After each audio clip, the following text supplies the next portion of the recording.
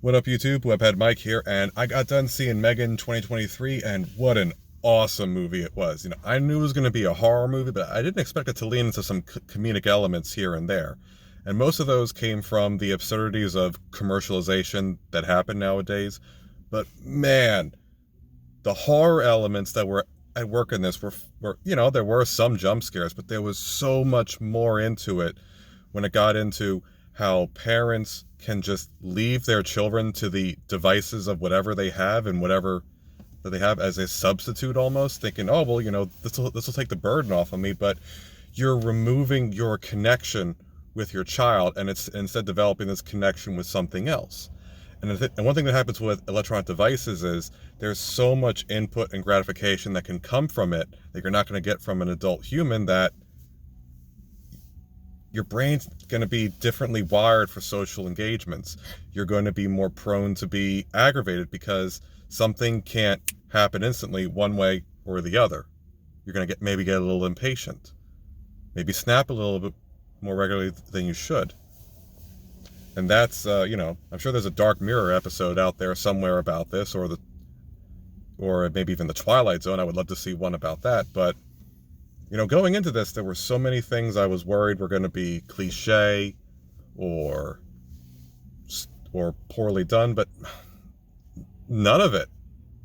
Even some people saying, like, oh, this is going to be like a Chucky clone. No, no, no. No, no, no, no. It is at least as good as Chucky. Like, this is an instant classic, a modern classic. I can't wait to get it on DVD when it comes out. Probably because there were some chuckleheads in my audience that seemed to diminish my enjoyment. But despite that, it was still a stellar movie. I'll probably give it an 8 or a 9 out of 10 upon further review. And I just can't imagine anyone would walk away from this feeling like they wasted their time. Whether it's a date night, family night, friend night, it's just so good. It has so many themes in mind going into this. I mean, it is almost cliche that if you make a robot, there's always some commentary about the fallacies of man that go into it, because we can only program so much. Like, you look at Terminator, Ultron, or what is it called in India? M3GAN, or Robot? The creation is only as good as its creator. And just like any good machine, it will do what it is told. But my girlfriend brought up an interesting point, that part of the reason why we as humans are able to develop these complex thoughts is because we have time to develop all of these. A machine is developing maybe all those same thoughts, but it's in a fraction. I'm sorry, it's like a fraction of a decimal of what we humans do, because of how quickly they can computate. But they don't have the wisdom that would come along with all the lived years that would come with that. And that's just something that's also spoken to whenever I have a cyberpunk game or concept come up, because I always think, it's high tech, low life, but another facet is technology outpacing our ethics and morality. And that's sort of what happens when you have artificial intelligence. How quickly are you going to develop it? How long are you going to let it develop certain safeguards or anything else to stop it from getting out of hand, like, a person would?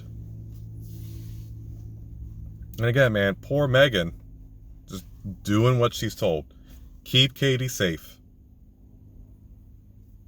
And sadly, it's going to take those liberties where it can.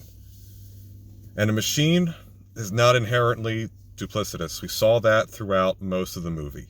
And it wasn't until a human tried to trick her that she learned deception.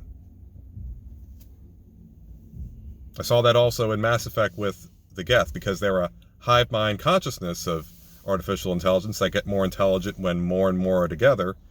There's no point of having spies or lying, because everyone's in the hive mind.